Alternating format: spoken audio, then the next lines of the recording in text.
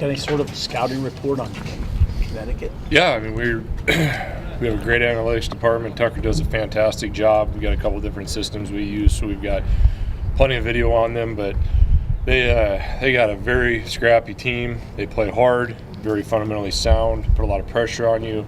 I don't know who they're going to throw. They got a very tough left-hander that goes on Fridays for them. So, it'll be a tough matchup for us. Sounds a little bit like your team.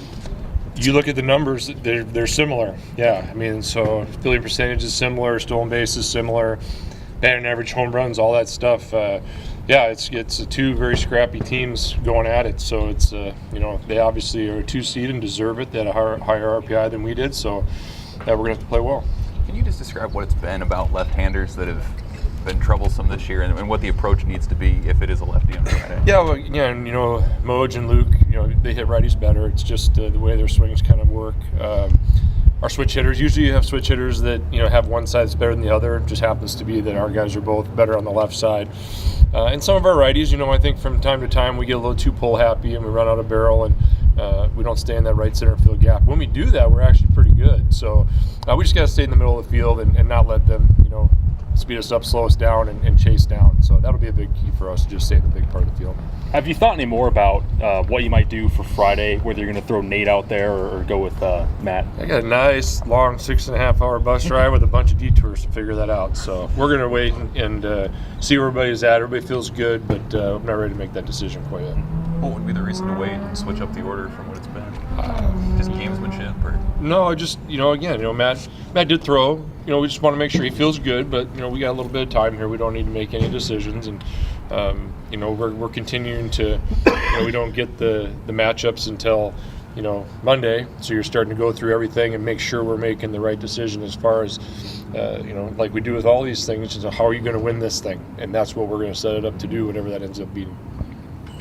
I think maybe a couple of years ago you said that you might be doing things differently between the end of the tournament versus the start of the NCAA if you had that opportunity. What you've done in the past, did you do that differently this year or switch things up a little bit? It was different this year because we played till Sunday. Oh yeah, okay. Before we were 2 and out and we had a lot of dead time, and I thought we maybe got a little bit rusty, and if we would have done the same thing and made it, we would have had a lot more activity. Being that we played all those games in that period of time, I thought it was very important to get them rested up on Monday. We did a light workout yesterday, and we worked out today. So we'll get 2-3 good workouts in, but that was a different scenario in that situation. Coach, how would you compare the confidence of the team right now to maybe a month ago? I'm not a good comparison guy. I mean, it's just you just never know what this game's going to throw at you. Well, I do know it's going to throw at you. It's going to throw at you a lot of ups and downs and challenge your mentality and your confidence and how tight your team is, all those things. And they've had those ups and downs and have fought through it. And I just know our boys, like we did for the Big Ten tournament. It doesn't matter what the stats are. It's a clean slate. That's the beauty of postseason baseball. It doesn't matter if you made the all-tournament team or you stunk in the Big Ten tournament. It's new life here. You get, you're 0-0 and your stat line's clean. So nobody cares. The baseball guys don't care what you've done to this point, and that's the beauty of postseason baseball. You get a chance to do cool stuff, even if we weren't playing well just a week ago. How much do you like this team in particular in a playoff type of format? I mean, obviously it's pretty good in Omaha. Well, they compete and they're not scared for the moment. That those are good qualities to have, and just being where they've been the last few weeks of having our backs against the wall, having to win some big series to even have a chance to do this. Winning that last game in Northwestern, taking 2 or 3 from Arizona State, 2 or 3 from Michigan, getting into the championship game. They've kind of seasoned themselves, in postseason baseball. So it looks like they kind of thrive in this type of environment. But that being said, it's a whole new animal this weekend. But that's the beauty of it. It's 0-0, so we just don't know what's going to happen. Darin, when you think back before the Arizona State series, you thought the team, you told me you thought the team maybe had underachieved to that point. Has your viewpoint changed on that now since that point? No, I still think we can play better.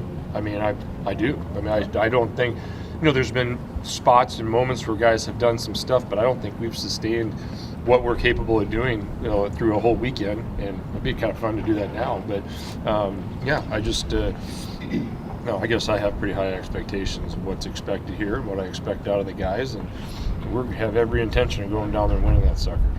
What do you remember about the crowd turnout in terms of Husker fans when you guys were at Stillwater last time, and what do you expect this week? Yeah, it was great. It was awesome atmosphere, and I expect nothing more than the Husker fans traveling like they always do. And even if there's 10 there, there'll be the loudest 10 people there. It's just Husker Nation's awesome. And yeah, it's kind of I always like to go back to areas where the Big Eight, back in the 40s and 50s when I played. That it's fun to get back there into those type of things. It's not in Stillwater, but same type of thing. And I didn't get to play there, but I've heard a lot about it, and I know a lot about some of that magic in that building that the Husker baseball program has had.